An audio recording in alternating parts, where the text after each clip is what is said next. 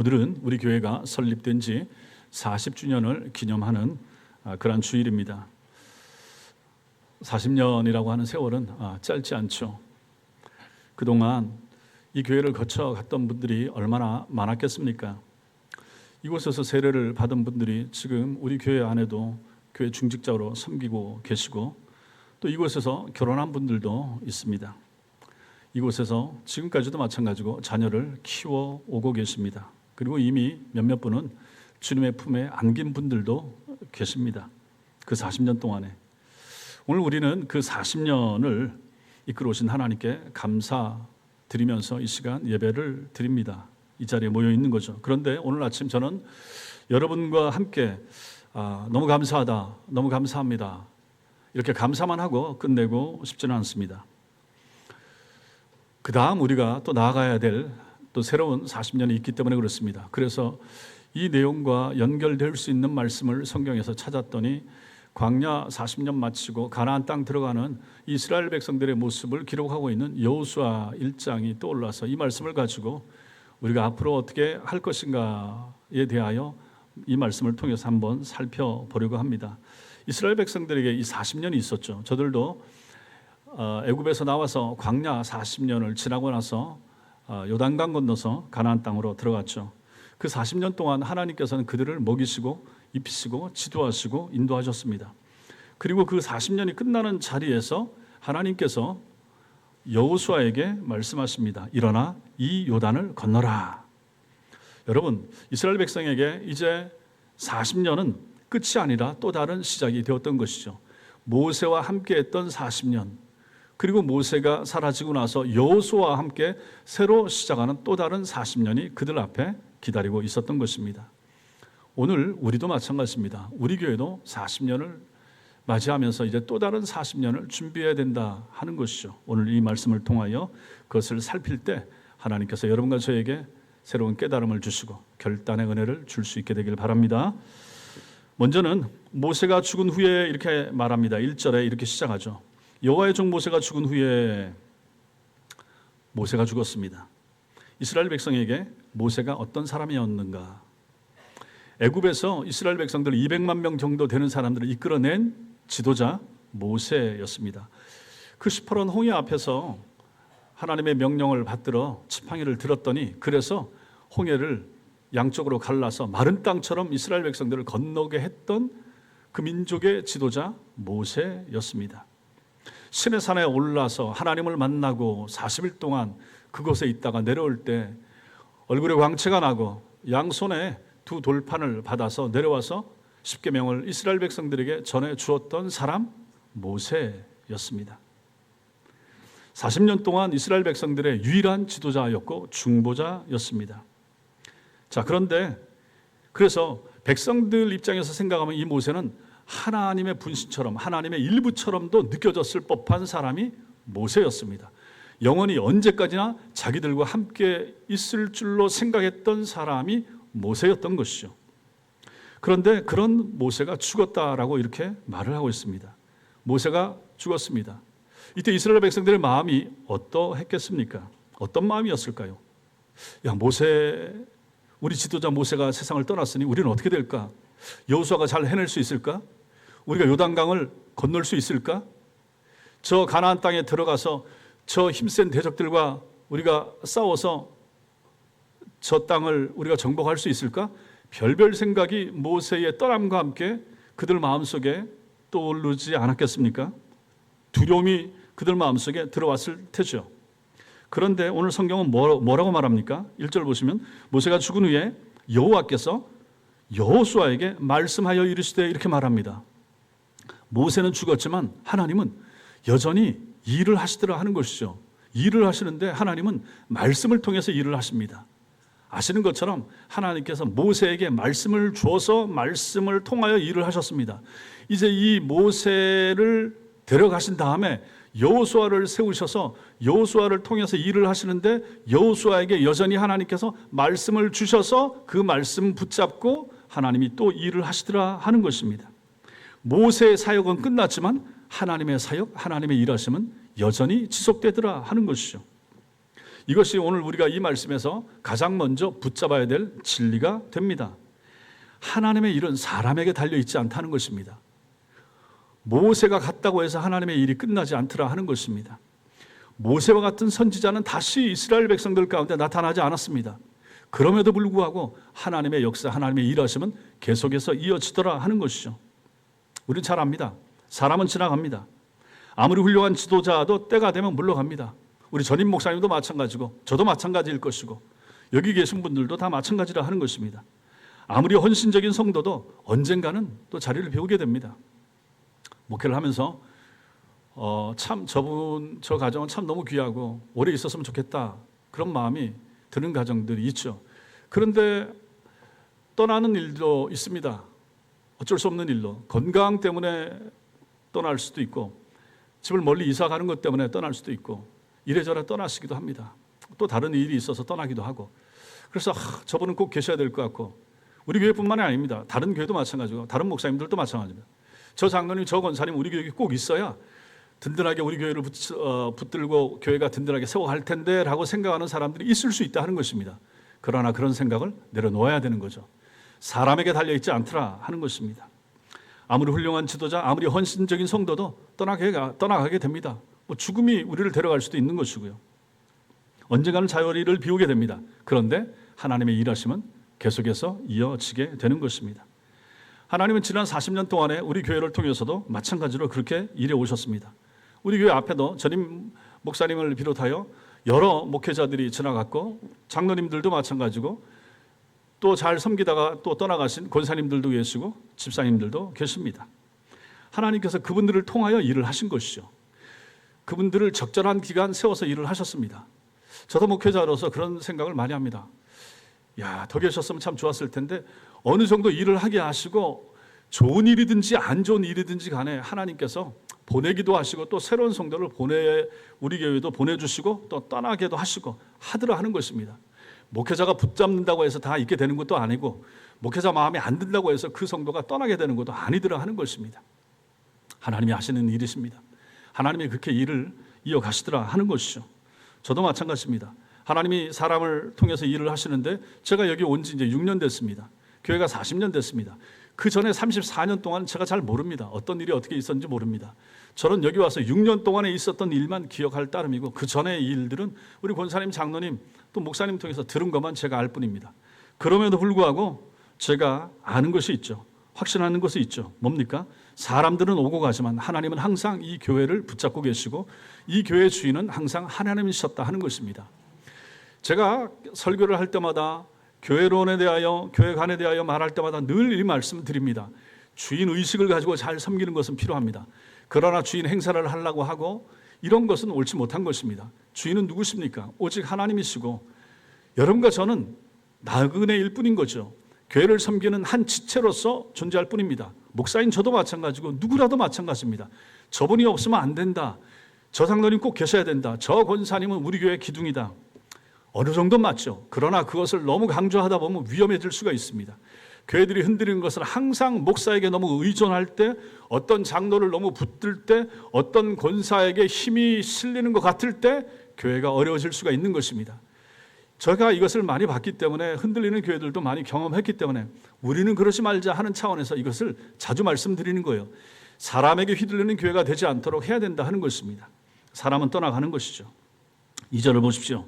뭐라고 말합니까? 이제 너는 일어나라 이렇게 말씀하십니다. 2절에 내 종 모세가 죽었으니 이제 너는 이 모든 백성과 더불어 일어나 이제 너는 일어나 이 요단을 건너라 이렇게 말씀하십니다. 이 말씀에 주목해야 됩니다. 하나님은 여호수아에게 모세를 애도할 시간을 좀 줬습니다. 그 다음에 말씀하십니다. 슬퍼하지 말라는 게 아니죠. 슬퍼는 해야 되는데 다만 언제까지나 슬퍼하고 모세 없다고 하나님의 일이 진행되지 않느냐? 일어나라 이제 그만됐다. 눈물 닦아라. 하나님 이렇게 말씀하신다 하는 것입니다. 지나간 것은 지나간 것이고 이제 일어나야 할 때가 왔다 하는 것이죠. 여러분과 저도 마찬가지입니다. 40주년 잘 지켜주신 우리 기존의 성도들도 감사하고 수고하고 애를 많이 쓰셨습니다. 이제 40주년을 맞이하면서 우리는 감사하고 그것을 또 격려하고 기념해야 됩니다. 그런데 그렇게 기념하고 감사하는 것으로만 그칠 수가 없죠. 교회가 또 움직여야 되고 내일을 향해서 나아가야 되니까요. 기념하는 것은 과거를 돌아보는 것입니다. 그러나 신앙이라고 하는 것, 믿음 생활은 뭡니까? 앞으로 나아가는 것이죠. 앞을 봐야 됩니다. 또 41년, 42년, 45년, 50년 바라보면서 교회는 달려가야만 하는 것이죠. 일어나야 됩니다. 이제 너는 일어나라. 하나님께서 여호수아와 그 백성들에게 주시는 말씀은 우리에게 주시는 말씀이기도 한 것입니다. 여기서 한 가지 더 봐야 됩니다. 여호수아를 봐야 됩니다. 여호수아, 그 이름의 의미가 무엇입니까? 여호와는 구원이시라. 중요합니다. 따라하겠습니다. 여호와는 구원이시라. 이게 여호수아라는 이름의 뜻이에요. 이 여호수아라는 이름을 헬라 말로 그리스어로 옮기면 이게 바로 예수가 됩니다. 예수아 이렇게 되죠. 여호와는 구원이시다. 그러면 여호수아와 예수 같은 것입니다. 구약의 호세아도 마찬가지고 이사야도 마찬가지고 다 그 속에 구원이라고 하는, 하나님은 구원이시다, 여호와는 구원이시다, 그 내용들이 그 이름 속에 그렇게 들어있어요. 그래서 그 이름들이 그렇게 많은 거예요. 여호수아와 예수는 결국은 같은 이름이라 하는 것이죠. 자, 근데 여기서 율법의 대표가 누군가? 모세입니다. 율법의 대표는 모세죠. 모세는 이스라엘 백성들을 애굽에서 데리고 나오는 일을 했습니다. 40년 광야 생활을 이끌었습니다. 그런데 그들을 이끌고 약속의 땅 가나안 땅에 들여보내는 것은 모세의 역할이 아니었다라고 하는 것입니다. 그 일은 모세가 할 것이 아니었어요. 그 일은 누가 합니까? 여호수아가 하는 거예요. 그 일을 하나님께서 여호수아에게 맡긴 거예요. 이것이, 이 지점이 바로 신약과 이어지는 놀라운 지점이 됩니다. 율법은 우리의 죄를 드러냅니다. 애굽 같은 세상과 또 죄의 종살이에서 우리의 구원이 필요하다 하는 사실을 깨닫게 해주는 것이 율법이고 십계명이고 바로 그런 것입니다. 그런데 우리를 참된 안식으로 데리고 가는 것은 누구인가? 율법이 하는 것이 아닙니다. 우리를 안식으로 데리고 들어가는 것, 하나님 나라로 데리고 들어가는 것은 뭡니까? 은혜가 하는 거죠. 은혜가 합니다. 그 일을 누가 합니까? 예수가 하는 거예요. 그 일을 여호수아가 감당하는 거죠.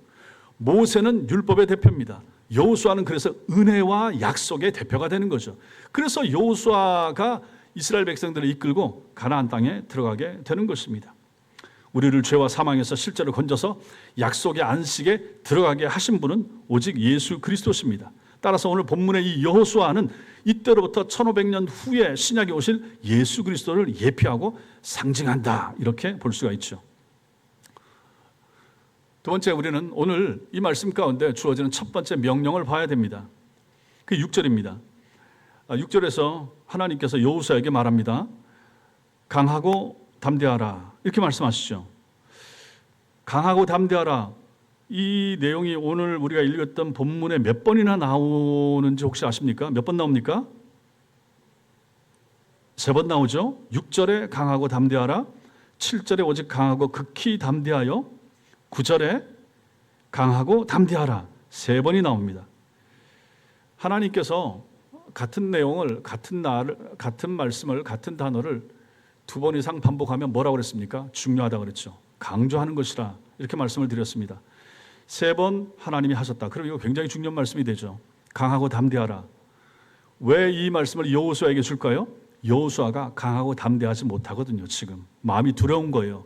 모세가 떠났고 큰 일은 맡겨졌고 200만 명에 이르는 이스라엘 백성들을 데리고 요단강 건너서 들어가야 되는데 내가 과연 이걸 감당할 수 있을까? 이런 마음이 들었겠죠. 하나님께서 그의 마음을 아셨습니다.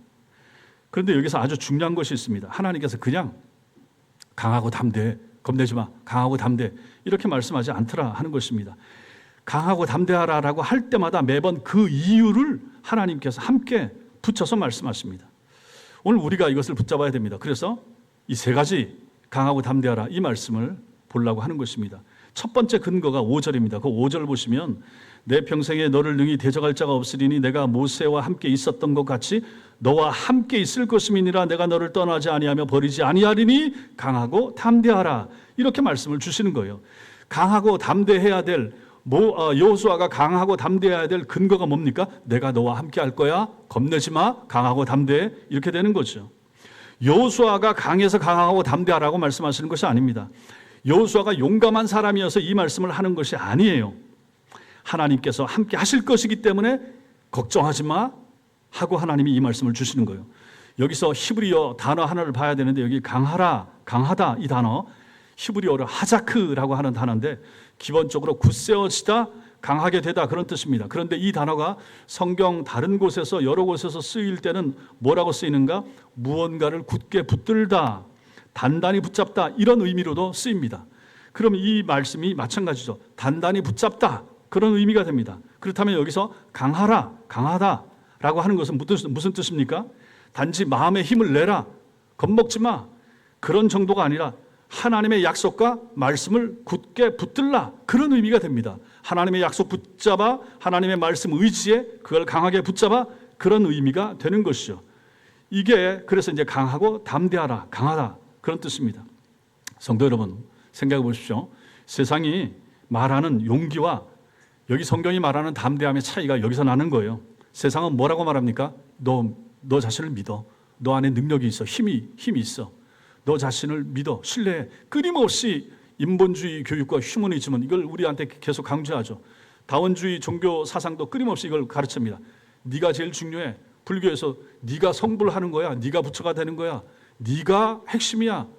네가 세상의 중심이야. 세상 다른 종교는 전부 다 끊임없이 그것을 강조하고 얘기를 하죠.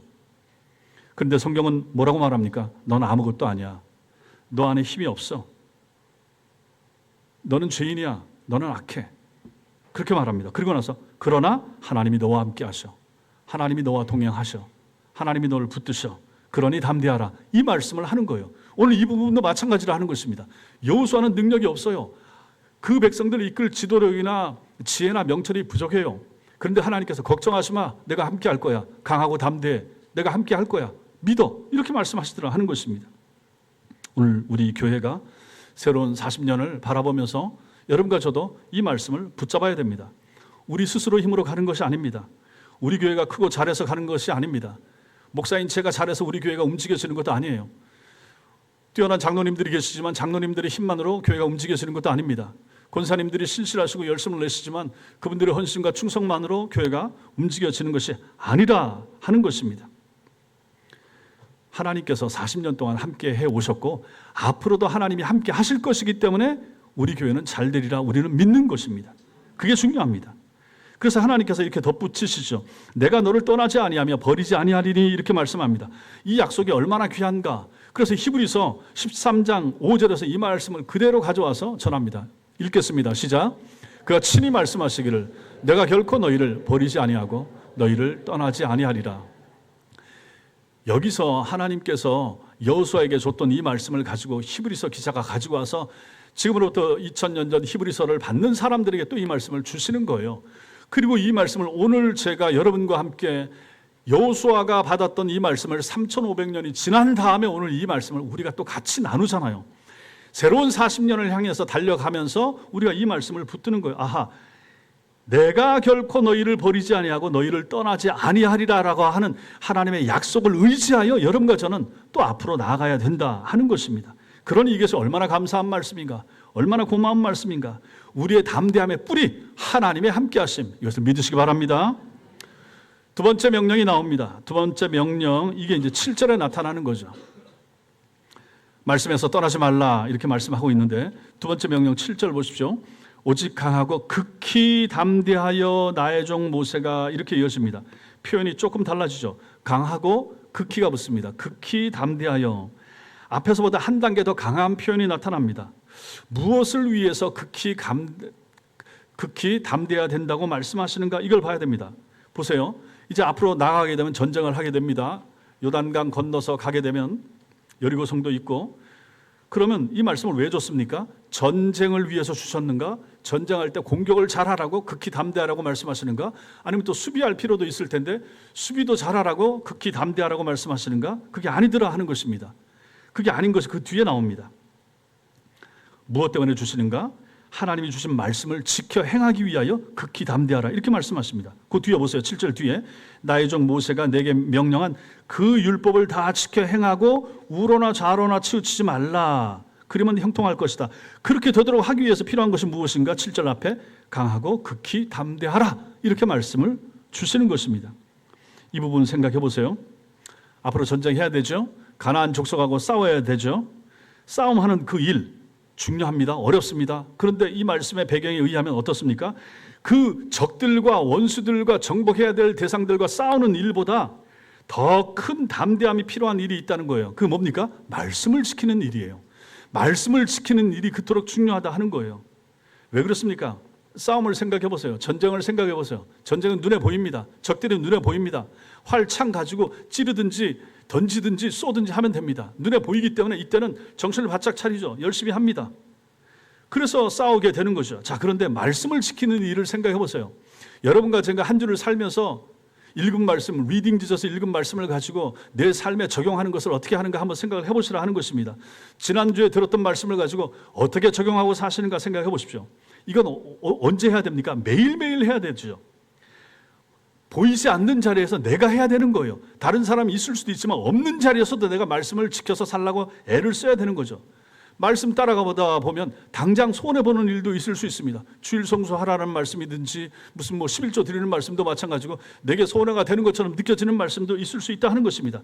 그래서 사람들이 어떻게 합니까? 타협하는 거죠. 조금씩 타협을 하게 되는 것입니다. 조금씩 치우치게 됩니다. 우로도 치우치고 좌로도 치우치고 약간씩 사람들이 말씀 지키는 일에 있어서는 마음이 흔들린다 하는 것입니다. 그렇게 되는 거예요.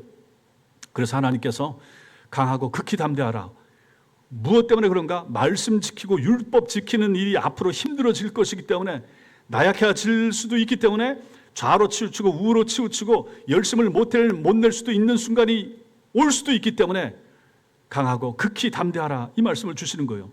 그래서 8절에 구체적으로 말하잖아요. 이 율법책을 내 입에서 떠나지 말게 하며 주야로 그것을 묵상하며 그 안에 기록된 대로 다 지켜 행하라 이렇게 말씀하죠. 여기 세 가지가 나옵니다. 뭡니까? 먼저 입에서 떠나지 않는 거, 둘째로 주야로 그것을 묵상하는 거, 셋째로 기록된 대로 지켜 행하는 것입니다. 세 가지. 읽고 새기고 사는 거. 읽고 새기고 사는 거. 하나님께 있어서 그 백성이 땅을 정복하고 성을 무너뜨리고 여리고성, 아이성 정복하는 거 하나님께 있어서는 실제로 그게 그만큼 중요하지 않은 거예요. 하나님에게 있어서 그 백성들에게 더 중요한 건 뭐냐? 이들이 모세를 통하여 받은 율법을, 말씀을 저 땅에 들어가서 얼마나 잘 따르고 지키면서 사는가 하나님께 있어서는 그게 더 중요했던 거예요. 하나님께 있어서는 그 땅을 그 백성들에게 약속하여 줘서 들어가게 하는 것도 중요했지만은 실제로 그 땅에 들어가서 말씀을 놓치고 말씀을 잃어버리고 헤매면서 사는 것보다 말씀을 붙잡고 잘 살아내는 하나님의 친백성이 되는 것이 하나님께 있어서는 더 중요했다 하는 것입니다. 그래서 읽고 새기고 살라 이렇게 말씀하시는 거예요.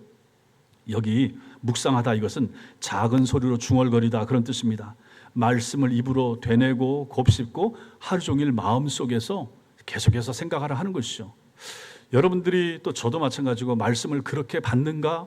그렇게 말씀을 중시하는가? 이 말씀을 내가 주일날 들은 말씀 가지고 한 주를 살라고 그렇게 애를 쓰는가? 전철을 타고 가면서 친구를 만나는 자리도 마찬가지고 내가 들었던 말씀이 얼마나 자주 내게 떠오르는가? 어떤 결정적인 순간에, 판단의 순간에, 무언가를 결정해야 될 순간에 나는 과연 얼마나 말씀에 의지해서 하는가 생각을 해보시라 하는 것입니다. 이게 다 우리가 치우치니까 못하는 거예요. 좌로 치우치든지 우로 치우치든지. 그러니까 못하는 거죠. 강하고 극히 담대함이 없으니까 그렇게 되더라 하는 것이죠. 오늘 40주년 맞으면서 우리 교회가 붙잡아야 될 부분도 바로 여기에 있는 것입니다. 무엇입니까? 말씀을 붙드는 거예요. 교회는 말씀을 붙드는 교회가 돼야 됩니다. 여러분, 교회가 무너질 때 무너지는 교회들 보셨죠? 교회가 어떻게 무너집니까? 한꺼번에 무너지지 않습니다. 조금씩 치우치다가 무너집니다. 처음엔 별것 아닌 것처럼 시작됩니다. 그렇게 보입니다. 이 정도는 괜찮겠지. 요즘 세상 다 그렇게 하니까, 다른 교회들도 다 그렇게 하니까 그렇게 하다가 교회가 무너지는 것입니다. 사실 그래서 이 부분이 저나 우리 장로님들에게, 교회 지도자들에게 이 부분이 제일 중요한 부분이 됩니다. 이걸 분별해내야 되는 거죠. 꽁 잡는 게 매라고 해서 교회만 부흥되면, 교회만 성장한다면 뭐라도 할 수 있다. 심지어는 어떤 경우에는 마귀에게 영혼이라도 팔 수 있다. 이렇게까지도 말한다. 그러면 이게 되겠는가 하는 것이죠. 교회 성장이 중요합니다. 그러나 본질을 놓치면서까지, 말씀에서 떠나면서까지 성장하는 것은 이게 과연 하나님이 원하시는 성장이 될 것인가 하는 것이죠. 그래서 프로그램을 도입하고 이것저것 한다고 할 때도 마찬가지입니다. 과연 이게 하나님이 기뻐하는가? 우리 교회에 맞는가? 저는 늘 그것을 신경 써야 되고, 앞으로도 마찬가지입니다. 다른 교회에서 잘 됐다고 해서 꼭 우리 교회에 잘 맞고 꼭 좋으리란 보장이 없잖아요. 그래서 항상 살펴야 됩니다. 말씀에서 떠나지 않고. 결국은 저도 말씀드리고 계속 말씀드려요. 욕심이 문제입니다. 목사의 욕심이 문제고, 장로님들도 마찬가지고, 성도들이 우리 교회가 빨리 더 크게 부흥하고 성장하는 것, 그 마음이 없는 목회자가 얼마나 되겠습니까? 성도는 얼마나 되겠습니까? 교회 성장과 부흥을 바라지 않는 성도가 어디 있겠습니까? 그러나 그럼에도 불구하고 어떤 방법으로 어떻게, 하나님은 느리게 천천히 하시는데 나는 빨리, 우리는 더 빨리, 하나님 급해요, 우리가 그러지 않는가 하는 것을 생각할 필요가 있는 것입니다. 아니 좀 더디면 어떻습니까? 늦게 가면 어떻습니까? 바른 길로, 바른 방향으로, 하나님이 원하시는 방향으로 가야 되지 않겠습니까? 그런 걸 우리가 생각해야 된다. 말씀에 근거하여 말씀 위에 서 있어야 됩니다. 설교하는 제가 제일 중요합니다. 바른 설교를 잘해야 되죠. 교회관을 정확히 세우는 것이 필요합니다. 헷갈리지 않아야 되죠. 엉뚱한 거 이것저것 들여오지 않아야 됩니다. 분별을 잘해야 됩니다. 그건 제 몫입니다. 제가 잘해야 됩니다. 우리 장로님들도 마찬가지고 성도들도 마찬가지고. 과연 그러한가? 우리 교회가 꼭 이걸 해야 되는가? 반대가 있을 수 있어요. 반대를 가지고 불편해할 필요는 없습니다. 건전하게 생각하고 기도하고 하나님 앞에서 잘 묵상하고, 과연 꼭 필요한가? 당연히 잘 생각했는데 권사님들 생각이 아닐 수 있죠. 그럼 권사님들 생각이 틀립니까? 아닌 거죠. 또 돌아봐야죠. 반대하는 사람들이 있을 때 그 반대의 근거가 있을 것이고, 그분들도 기도하고 나도 기도하고 우리도 기도하는데 같이 기도해보고 한 템포 또 늦출 수가 있는 거죠. 교회가 좀 늦을 수도 있죠. 어쨌든 성도들의 생각과 마음을 묶어서 같이 가는 것이 중요하다, 이렇게 생각합니다. 시간이 지날수록 점점 생각이 강해지는 거예요. 그래서 바른 길로 가야 되고, 말씀 위에 세워져서 장로교 신학을 내가 했으니까 장로교 전통에 분명히 서 있는, 그리고 웨스트민스터 신앙 고백서에 충실한 그러한 교회를 세워 가야 되겠다, 이 생각을 하게 되는 것입니다. 여러분과 저도 마찬가지로 그 길로 가야 된다 하는 것이죠. 우리 교회가 그래서 교리 교육을 중시하고 성경 공부를 중시하는 이유가 거기에 있는 것입니다. 지식을 쌓기 위함이 아니라 좌로나 우로나 치우치지 않고 하나님의 뜻을 잘 분별하는 내가 되고 우리 교인들이 되고, 그런 교회가 되기 위해서 우리는 이러한 노력을 하는 것입니다. 성도 여러분, 다른 교회가 한다고 해서 다 좋은 것이 아닙니다. 우리가 바르게 잘 할 수 있는 거, 하나님이 우리 교회만에 허락한 거. 아니 우리 찬양대도 그렇잖아요. 한 달에 한 번 하는 찬양대가 어디 있을까 모르겠어요. 내년에는 어떻게 하실지 모르겠는데 우리만 그런 것 같아요. 그렇지 않습니까? 하다 보니까 그렇게 된 거예요. 내년에 2번 할 수도 있겠지만은 구역 모임을 하고 구역 모임을 하는데 2번 합니다. 다른 데는 어떤지 모르겠어요. 하다 보니까 2번이 우리 체질에 맞아서 일단 그렇게 가는 거예요. 정답이 어디 있습니까? 그러니 우리가 우리 것을, 우리 문화를, 우리 교회 생활을 만들어 가는 거죠. 우리가 다 합의해서 보기에 좋고 아름다운 걸로, 우리한테 이게 맞는 것 같아요, 그렇게 가는 거죠. 식당도 지하에 있다가 1층으로 끌어올리는 것을 해보니까 이게 더 맞는 거예요. 해보고 꾸며보니까 이렇게 좋아지는 거죠. 하다 보니까 아이디어나 그러한 재능을 가진 분들이 오시니까 그런 걸 하는 거죠. 바닥 까는 것도 마찬가지고, 옆에 하나씩 더 덧칠을 해서 저렇게 붙이게 된 것도 마찬가지고, 어떤 분들의 수고와 희생과 헌신과 아이디어가 그렇게 만들어 가니까 점점 교회가 좋아지잖아요. 앞에 라이트를 다는 것이 더 좋을 것 같다 아이디어를 내고, 또 장로님들이 좋아 보입니다라고 해서 하고 있는 거예요. 한 번에 이렇게 다 됩니까? 아니잖아요. 앞으로도 마찬가지예요. 그러므로 우리가 뭔가를 도입한다고 할 때 그것을 꼭 부정적으로 볼 필요만은 없고, 긍정적으로 볼 수 있는 거 보고, 물론 안 좋은 것도 얘기할 수가 있겠지만 긍정적인 피드백이 중요하고, 일을 행한 사람에 대하여 격려하고 위로하면서 함께 가는 거, 이게 얼마나 필요하고 중요합니까? 우리가 앞으로도 이런 식으로 가야 된다 하는 것이죠. 우리 교회는 우리만의 문화를 만들면서 갈 수밖에 없는 거예요. 인적인 구조나 사람이나 다 다르고 배경이 다르고, 이런 모든 사람들을 하나로 묶어서 가자고 하면 목사인 저도 제 생각을 내려놔야 되잖아요. 여러분들도 마찬가지라 하는 것입니다. 내가 들었던 거, 내가 경험했던 거, 내가 앞에 교회에서 해왔던 거, 우리 교회에 안 맞을 수도 있고 맞을 수도 있지만 우리 교회 형편에 맞춰서 가는 거 아니겠습니까? 저도 그래서 그 생각을 내려놓고, 저도 그래서 바뀐 것이 얼마나 많습니까? 그걸 나쁘다고 볼 필요 없잖아요. 우리 교회가 앞으로도 이렇게 가야 된다 하는 것이죠. 그러나 그 모든 것의 기초, 근거, 이것은 하나님의 말씀 위에 세워져서 가야 된다 하는 것이죠. 그래서 본질은 놓치지 않는다. 비본질 되는 부분들은 타협하고 수용할 수가 있다. 그러나 본질적인 것은 놓치지 않아야 된다 하는 것이죠. 여기서 우리는 오늘 여기 7절과 8절의 말씀, 형통하리라, 이 말씀을 잘 살필 필요가 있습니다. 이 말씀을 오해하지 말아야 됩니다. 이 말씀을 잘못 오해하게 되면 형통하리라. 말씀 지키면 사업 잘 되고 말씀 지키면 돈 많이 벌게 된다. 이렇게 단순하게 받아들이는 사람들이 있는데 그렇지 않습니다. 여기서 형통하다, 이것은 길이 열린다는 뜻입니다. 해야 할 일을 이루게 된다, 그런 뜻입니다. 그래서 하나님께서 맡기신 이 일을 마치게 된다, 그런 의미에 가까운 거예요. 그래서 이 단어는 세상적인 성공이라기보다 하나님께서 정하신 언약적인 목적을 향해서 전진하도록 밀어주시는 하나님의 은혜로운 도우심, 은혜로운 형통, 그걸 말하는 것입니다. 하나님이 원하신 목적, 여호수아에게 있어서 형통이 뭡니까? 저 약속의 땅, 가나안 땅 들어가서 잘 정복하게 되는 것, 그게 형통인 거예요.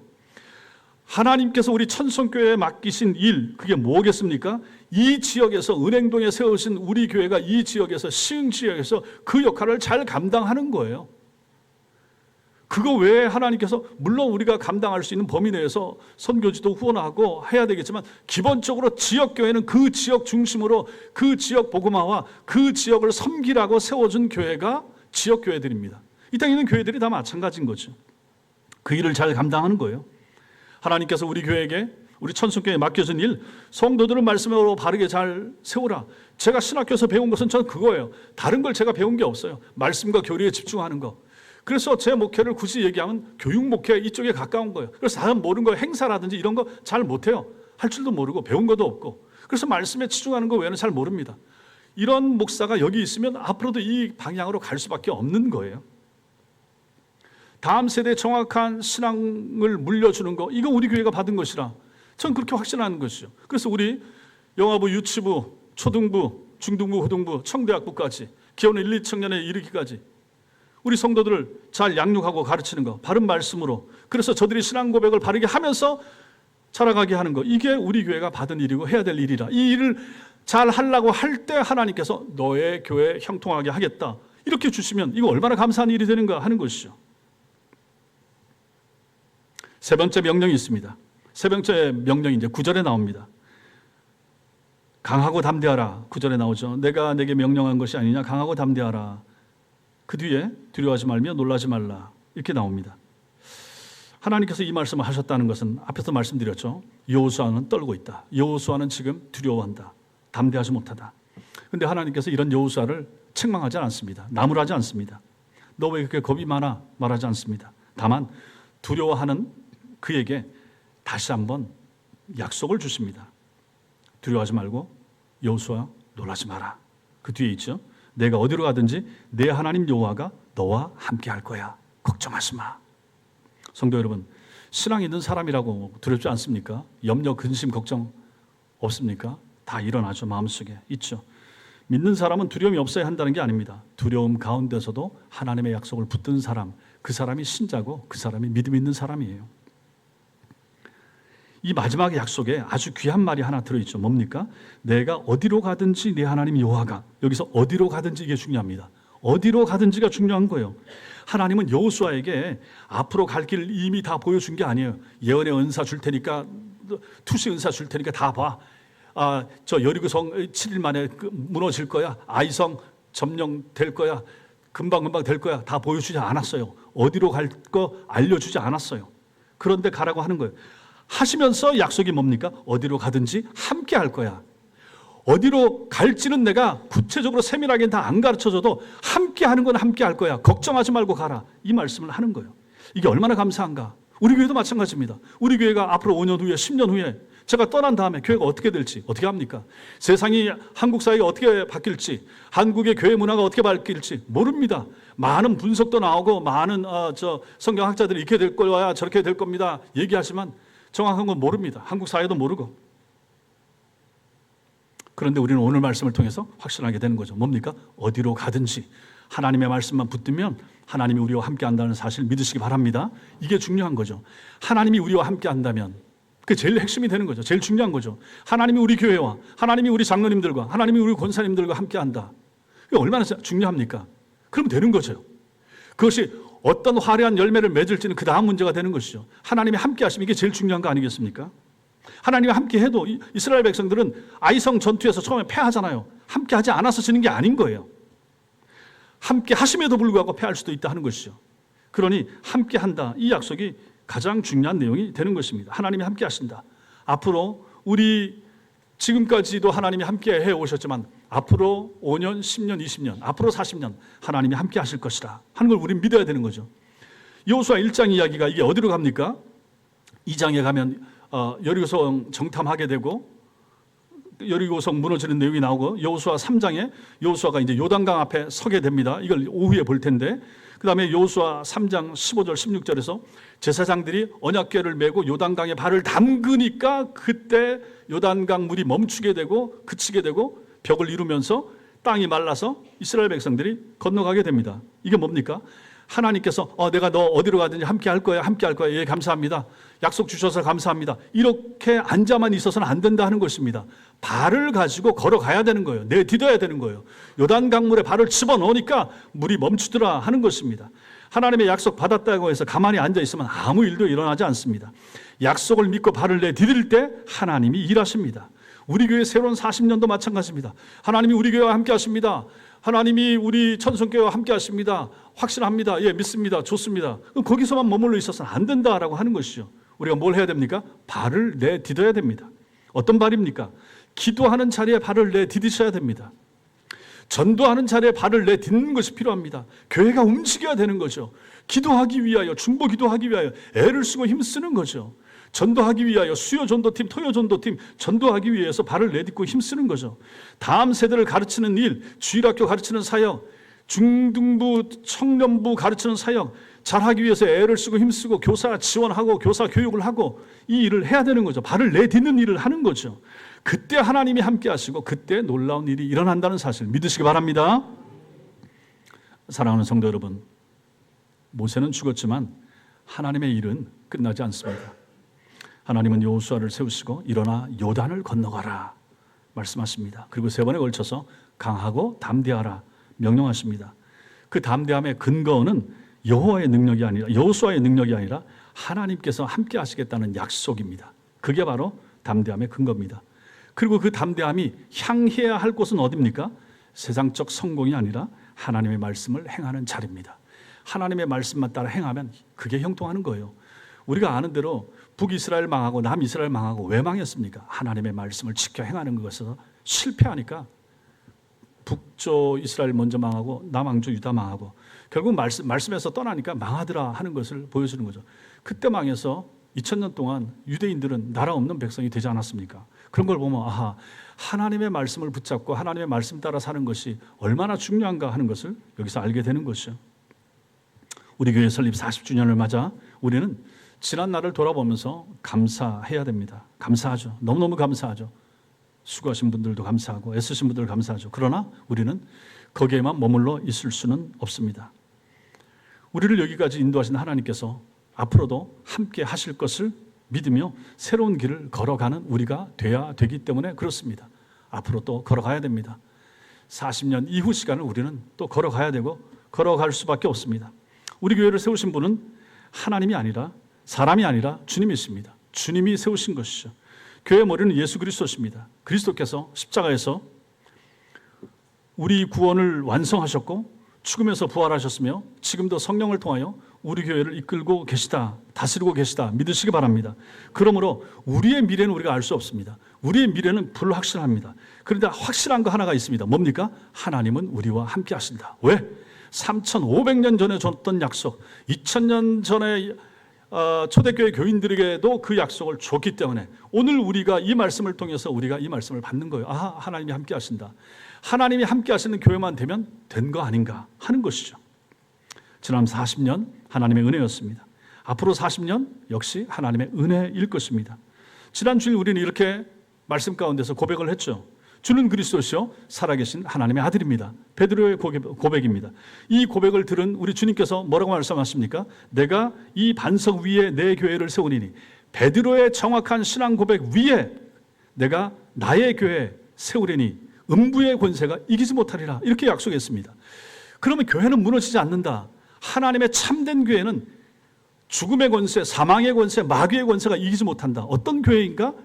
믿음의 반석 위에 든든히 선 교회, 신앙 고백이 분명한 교회, 삼위일체 하나님을 정확히 고백하는 교회, 예수 그리스도를 주로 고백하고 예수님이 하나님의 아들이심을 믿는 그 교회와 교인들은 절대로 무너지지 않는다는 사실 믿으시기 바랍니다. 그 말씀을 주었죠. 그 말씀과 함께 오늘 말씀 우리는 함께 붙잡아야 되는 거죠. 오늘 말씀은 무엇인가? 주님이 우리와 함께 하겠다. 어디로 가든지 너와 함께 하겠다. 천성교회가 어느 방향으로 가든지 진리에서 떠나지 않으면, 말씀에서 떠나지 않으면 너희 교회 내가 책임져 줘. 물론 그것이 1000명 되게 할 거야, 2000명 되게 할 거야, 이거하고는 상관없고 하나님이 함께 하시는 바르고 좋은 교회, 이 지역에 꼭 있어야 될 교회, 그걸 내가 책임져 주겠다. 이 약속으로 우리는 받는다 하는 것이죠. 그러므로 성도 여러분, 강하고 담대하시기 바랍니다. 두려움이 없어서가 아니라 하나님이 함께 하시기 때문에 그런 마음을 꼭 가지셔야 됩니다. 우리의 힘이 충분해서가 아니라 그리스도의 은혜가 충분하기 때문에 강하고 담대하시기 바랍니다. 붙들어야 됩니다. 무엇을 붙잡아야 됩니까? 말씀을 붙잡아야 됩니다. 성경 읽기 포기하지 마시고 잘 읽으셔야 됩니다. 리딩 지저스 1년에 한 번씩 꼭꼭 열심히 말씀을 붙들고 읽으십시오. 예배를 붙드십시오. 주일 성수 잘 하십시오. 예배 때마다 하나님 앞에 얼굴을 보이십시오. 기도를 붙드십시오. 기도하기 위해서 애를 쓰십시오. 기도해야 살 수 있는 세상입니다. 자녀들의 삶이나 우리 인생이나 우리 교회의 앞날이나 우리 나라와 민족의 앞날을 보더라도 기도해야, 내가 기도해야, 우리가 기도해야 삽니다. 기도를 붙드셔야 됩니다. 다음 세대를 붙드셔야 됩니다. 우리 생명보다, 우리 목숨보다 우리 다음 세대가 중요하죠. 우리 아들, 딸들이 중요하죠.